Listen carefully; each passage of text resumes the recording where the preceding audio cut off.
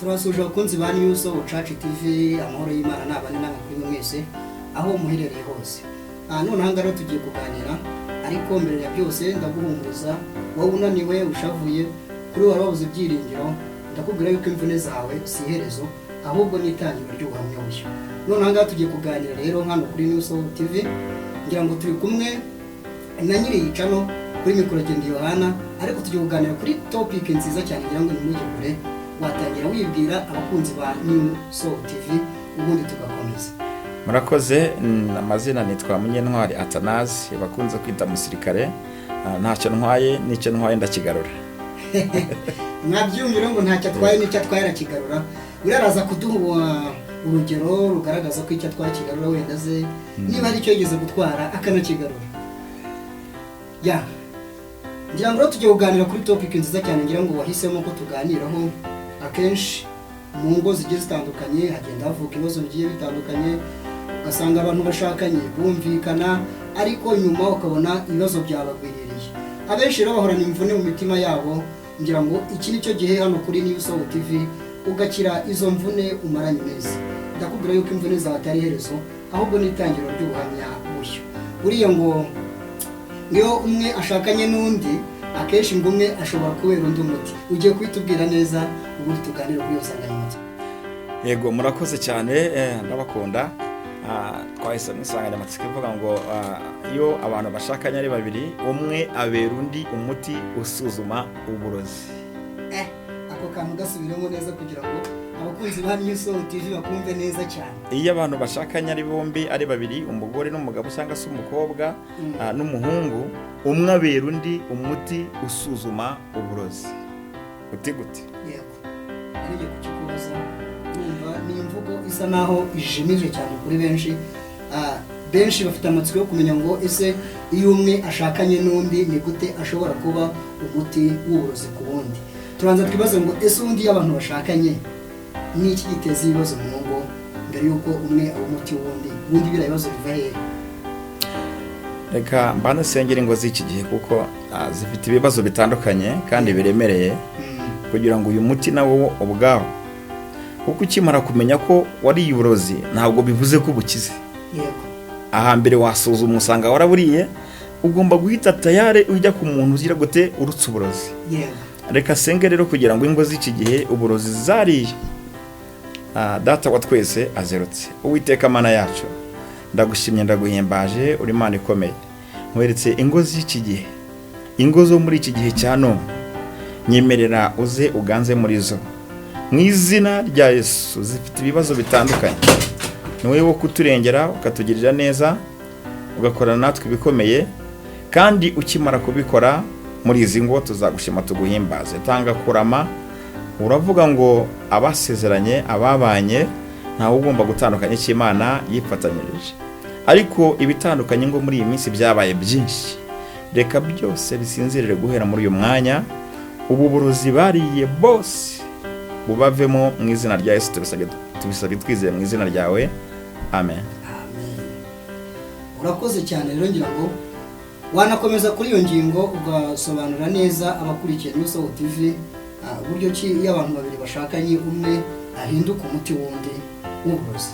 Byanga byakunda iyo abantu bashakanye ari babiri, nashakaga kuvuga ko bakimara kubana mu rugo, ibibazo batangira guhangana nabyo ni ibibazo bose bikururiye mu gihe bari bakiri mu busiribateri. Nibyo ngira ngo nsobanure. Byanga byakunda iyo usanze warikururiye ibibazo byinshi cyangwa se wararemye ibibazo byinshi ku buzima bwawe ukiri umusiribateri, uhangana n'ibibazo byinshi mu rugo rwawe umaze gushaka. Iyo usanze warikururiye ibibazo bike ukiri umusiribateri, n'ubundi mu rugo rwawe uhangana n'ibibazo bike. Rero hari abantu bibwira ngo kuba mushakanye ugahura n'ibibazo ngo uwo mwashakanye niwe waguteye umwaka. No. Naho bihuriye. Ntabwo ariko bimeze. Ahubwo uri guhangana n'ingaruka z'ibibazo wagize gute wateje ukiri umusore. Urugero, tuvuge niba warabyaye umwana hanze ukajya gushaka uzi ko wamubyaye waba umuhungu cyangwa se uri umukobwa ku ruhande rw'umukobwa. Byanga byakunda uwo mwana wabyaye iyo utarashaka wumva nta kibazo, kuko umusurira igihe ushakiye, yewe niwe mwamubyaranye mukabona n'igihe mushakiye. Ariko iyo umaze gushaka ubona ko ari ikosa kuko kongera kubonana nabo ntibyongera kugira gute gushoboka. Yego mugatangira kurwana muzira icyo, wambwiye ko wabyaye umwana umwe none dore ni babiri, wambwiye ko mwabyaranye mutagikumurikana none dore muragendana, ugahita ubona ko ibyo wakoze byari iki amakosa. Aho ni ku muhungu. Tuvuge ku mukobwa. Bavuga mu Kinyarwanda ko ngo umukobwa agomba kubagarira yose kuko atazi rizera nirizarumba. Nyamara uku kubagarira yose kuko atazi rizera nirizarumba birangira bimuteje ingaruka zikomeye. Tuvuge ko ni ugufungura imiryango kuri we akireherezaho abagabo bose. Barigiye umuco nawo udushuka. Iyo amaze kubireherezaho, hari igihe n'uwo babana mu rugo nk'umugore n'umugabo atari muri abo ngabo babanye mu gihe cyashize cy'ubusore bwe cyangwa cy'ubukumi bwe, akabonana n'umuntu bagahita babana. Ariko hari abandi benshi nka 15 yari asanzwe yarafunguriye imiryango ngo ari kubagarira yose kuko atazi rizera nirizarumba.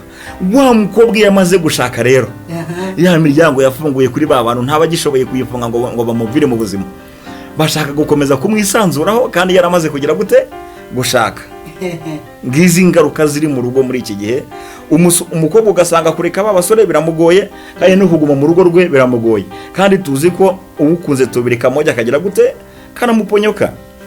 Byanga byakunda rero tunaniwe kwemeza kamwe, tunaniwe kumesa kamwe ngo ugume mu rugo rwawe ibyari biri ubyihorere. Ariko nge nama nagira abataragwa mwayo makosa, mwihangane mukora amakosa make mu busire batere bwanyu, kuko ayo makosa uri gukora niyo uzahangana nayo mu gihe kizaza umaze gushinga urugo. Utazitega andi makosa. Icyo gihe numara kubaka urugo ibyo bintu byose uzi wakoze bizakugaruka. Yego ngira ngo arakoze cyane kubisobanura neza. Aho ngaho nanjye ntangiye kubyumva.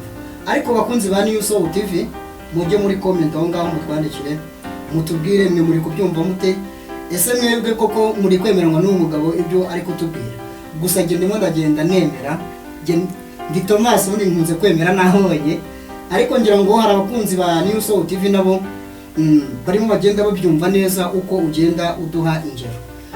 Ngira ngo reka tugaruke ku yindi ngingo nanone ivuga ngo gute noneho umwe ashobora kuba umuti wundi w'uburozi. Ahangaho niho tugeze. Ngira ngo umaze kutubwira ku bibazo bishobora kuhagaragara cyangwa se ku makosa bamwe bashobora guhura muri urwo rugo, umwe akazana ye undi akazana ye bikazahura nandi mu byumva neza. Ngira ngo n'abakunzi ba New Soul TV bimo barabyumva neza. Noneho tubwire ni gute umwe ahinduka umuti w'ubundi w'uburozi. Bishatse kuvuga ko byanga byakunda iyo mukimara kubana, ntabwo umugabo akubwira ngo dore amakosa wakoze, nta nubwo umugore akubwira ngo dore amakosa wagize gute wakoze. Oya no, ahubwo amakosa wakoze ubwawe ubyibonamo gute. Wowe byanga byakunda iyo ukeneye kujya gusura umwana wawe wabyaye hanze nkuko wajya gumusura, ukabona ntibishobotse, byanga byakunda uhita ubona ko icyo kintu wakoze mbere yo gushaka kigize gute ari ikosa. Utangira kwicuza ati uyu mwana iyo ndeka kumubyara nkaba naramubyaranye n'uyu nguyu turi kumwe. Ibyo ngibyo ntibiba bigishobotse kuko ni ikosa wagize gute wakoze. Ntutegereze ngo umugore wawe azakwereka amakosa wakoze. No, ntabwo azayakwereka, wowe ubwawe uzayibonera, ntabwo azagira yakwereka. Urugero rundi, niba ukeneye kubonana, wenda ukeneye kujya kwaka mitiwere se cyangwa gutanga mitiwere ku mwana, urumva ntabwo uzayaha umwana, uzayaha uwo mwabyaranye. Ntabwo uzamubwira ngo ngwino mu rugo ufate amafaranga nkuko wari usanzwe umutumaho. Ikosa rya mbere nawe rirabonetse. Yego, kandi yarasanzwe haza hisanzura, ariko kubera ko hari umuntu usuzuma uburozi ari we mugore wawe ntiyemerewe kuhagera. Ubwo byahuruta mugahurira no muri toilette, mugahurira iyo mugahurira mu bwihisho mu gihuru kugira ngo ukemure ibibazo. Mu gihe umuntu mwahuriraga muri hoteli cyangwa se mugahurira mu rugo, ariko mwatangiye guhurira hehe mu gihuru. Ikindi, uwo mwana wawe wabyaye ntubukemerewe kujya kumusuraho ari iwabo, nawe niyemerewe kuza kukureba iwawe. Ubwo bisaba ko muhurira mu nzira, kandi mwahurira mu nzira uri kumwe na wa muti wawe usuzuma uburozi, ukigira nkaho wa mwana utamuzi. Kandi wawe birababaje bano badukurikiye, umwana wawe ukigira nkaho utagize gute utamuzi, kubera ko uri kumwe n'umuti usuzuma iki uburozi.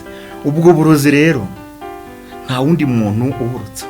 Iyo umaze kumenya ko wariye umuti wariye uburozi, ubwo wageze ku muntu usuzuma, biragusaba no kujya ku muntu urutsa immediate kugira ngo uburozi bukuvemo ukire burundu. Ubu burozi ku isi nta muntu ubukiza, ni Yesu Kristo wenyine ugomba kugana.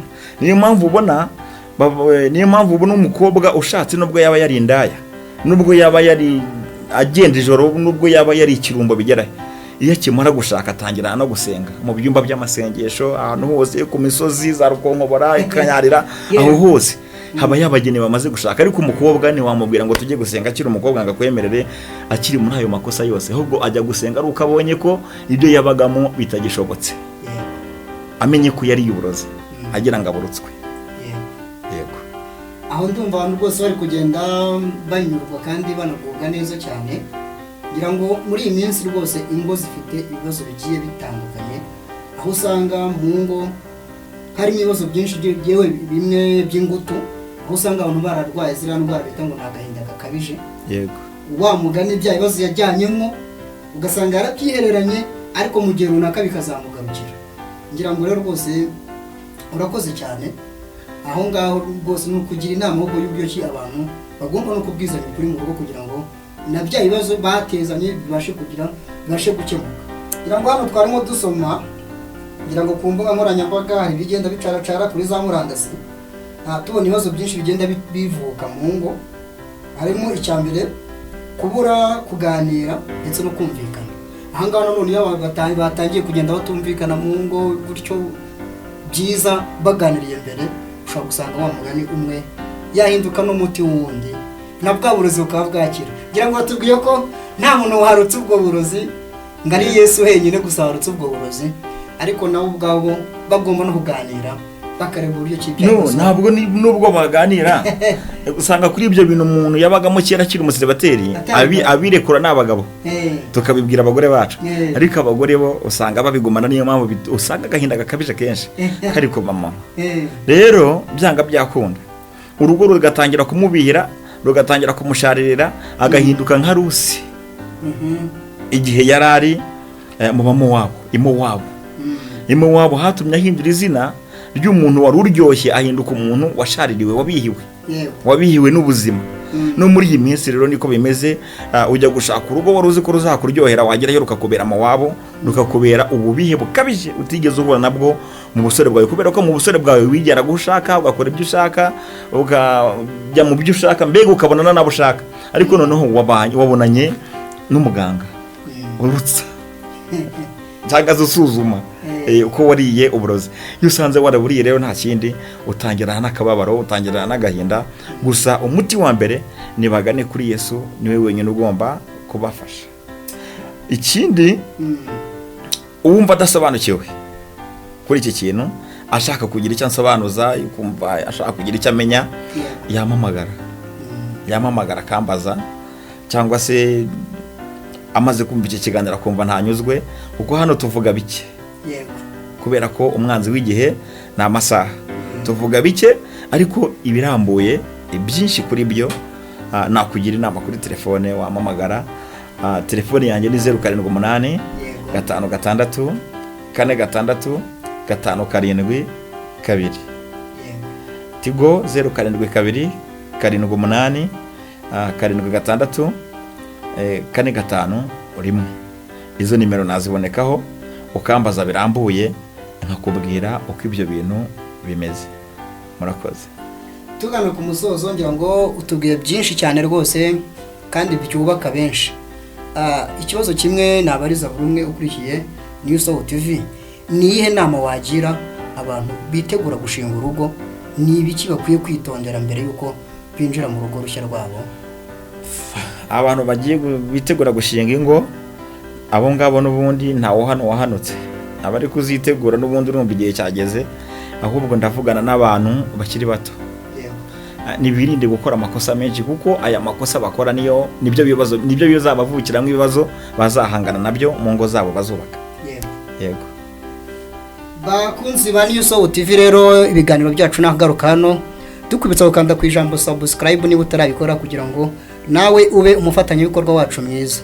Jya muri comment nawe utubwire indi topic wumva twazaganiraho kugira ngo ibibazo ni byinshi cyane, ariko najya nkubwire ngo imvune zawe si iherezo ahubwo n'itangira ry'ubuhamya bushya. Ibiganiro byacu nagaruka no kuri New Soul TV. Turakunda cyane. Ciao ciao.